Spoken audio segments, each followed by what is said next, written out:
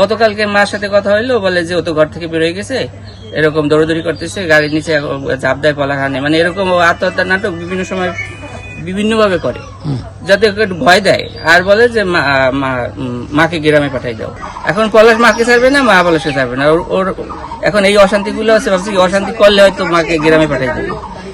তো সকালবেলা আজকে বলছে যে ওয়াইফে হত্যা করছে, এবং দাদা ফোন দিচ্ছে তুমি কি করছো, কয় কি আমাকে হিট করছে, আমিও তাকে হিট করছি। ওই অপমান সহ্য করতে না পারি সাথে বিবাহ করেছে আপনার, যেহেতু আপনার নতুনই বলতে গেলে 2-2.5 বছর। তো বিয়ের পর থেকে মা ওর সাথে শহরে থাকে। তো এই ওয়াইফের যেহেতু জেনারেশন গ্যাপ আছে, ওয়াইফের ওই মা পলাশে খুব ভালোবাসে, পলাশ মারে খুব ভালোবাসে, আর ওয়াইফরে খুব ভালোবাসে, মানে ওর দুজনকেই ভালোবাসে প্রচুর পরিমাণে। কিন্তু ওই ওয়াইফের ওই জিনিসটা পছন্দ ছিল না যে মাকে কেন বেশি ভালোবাসে। এই সাধারণ টুকটাক ছোটখাটো ব্যাপারগুলো আমরা মাঝে মাঝে শুনতাম, আর এটাকে আমরা বেশি গুরুত্ব দিতাম না। ওই ওয়াইফ হচ্ছে ওভার, মানে প্রচন্ড পরিমাণে রাগী, প্রায় প্রায় ওই ঘর থেকে বের হয়ে যেত, আবার ডাকে আনতো, কখনো আবার এই ঘুমের ওষুধ খাইতো। এরকম ঘটনা কতদিন? এরকম ঘটনা বিয়ের 6-7 মাস পর থেকেই শুরু করছে টুকটাক। তো আমরা বুঝাইতাম, আবার ঠিক হইতো, এভাবে চলে। এগুলো আমরা কোনো গুরুত্ব দিতাম না, জানি যে বউ শাশুড়ি সম্পর্কগুলো এরকমই হয়। এখন ওর চাহিদা হচ্ছে যে মাকে পাঠাই দাও, এখন ও তো মাকে গ্রামে পাঠাবে না।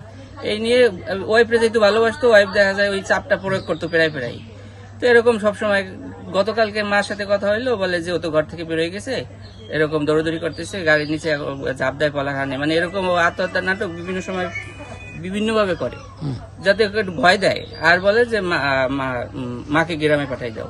গতকালকে নাকি র্যাব অফিসে গিয়েও ই করছে, মানে সারাদিন অনেক সিন ক্রিয়েট করছে, গালাগালি করছে ওর বউ, যে মাকে পাঠাই দাও, মা থাকতে পারবে না। তো বলতেছে না, সেটা হয় না। এভাবে বুঝে শুনে অফিস থেকে নাকি অনেকেই বলছে যে এটা শ্বশুর শাশুড়ি নিয়ে একসাথে থাকতে হয়। তারপর বুঝে শুনে নিয়ে আসছে রাতে, আবার আজকে সকালবেলা আবার নাকি আবার সে অশান্তি শুরু করছে, ঘরের ভিতর ভাঙচুর এটা সেটা করে, কাপ ফ্রিজ ছুড়ে ফেলাচ্ছে। এই পর্যায়ে পলাশ অফিসে চলে গেছে, অফিস টাইপে। হ্যাঁ, আজকে অফিসে তারপর মা আমাকে ফোন দিয়েছে যে পলাশে তো অফিসে গেলে সবসময় ফোন দেয়, আজকে তো ফোন ধরে না।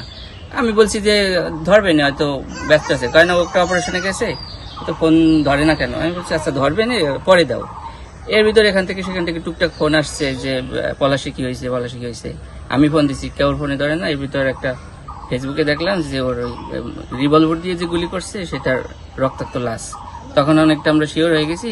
আসতে অফিস থেকে ফোন দিল, গোপালগঞ্জ র্যাব অফিস থেকে ফোন দিল, মোটামুটি এখন শিওর 100% যে আত্মহত্যা করছে।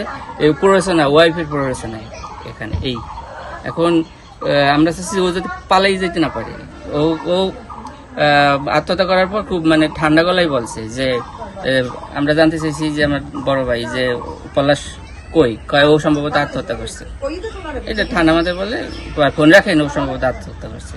এই তারপর শিওর হওয়ার জন্য এদিক সেদিক ফোন দিয়ে আমরা জানতে পারছি যে এই ভাই চলে গেছে। তো আপনাদের সন্দেহ যে তার আত্মহত্যার পিছনে তার বউর ওয়াইফের প্ররোচনা। এখানে ফ্যামিলিতে 3 সদস্য, মা বাবা এবং ভাই।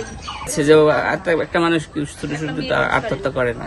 আজকে আমরা শুনছি যে আপনার এএসপি পলাশকে আপনার তার স্ত্রী নাকি গায়ে হাত দিয়েছে, এটা কতদূর কি জানেন? এটা ভোরবেলা মা বলতেছে কি যে আজকে তো আমাকে আর পলাশে মারছে।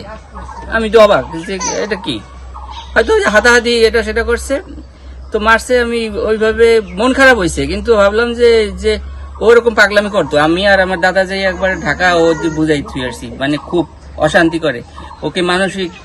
আমি বলছি যে ওর মানসিক সমস্যা থাকতে পারে, মানসিক ডাক্তার দেখাও। তো ওর একটাই চাহিদা যে মা থাকতে পারবে না, এই হচ্ছে মূল টার্গেট। এখন পলাশ মাকে ছাড়বে না, মা পলাশকে ছাড়বে না। ওর এখন এই অশান্তিগুলো আছে, ভাবছি অশান্তি করলে হয়তো মাকে গ্রামে পাঠাই দেবে। তো সকালবেলা আজকে বলছে যে ওয়াইফে হত্যা করছে, এবং দাদা ফোন দিচ্ছে তুমি কি করছো, কয় কি আমাকে হিট করছে, আমিও তাকে হিট করছি। ওই অপমান সহ্য করতে না পারি সাথে এরকম করছে, জানতে পারছি। এখন আমরা ওই যে গোপালগঞ্জ অ্যাপ 7 ফোন দিল, বলছি কোনোভাবে ওয়াইফটা যাতে পালাতে না পারি, এটা আপনার একটু লক্ষ্য করেন।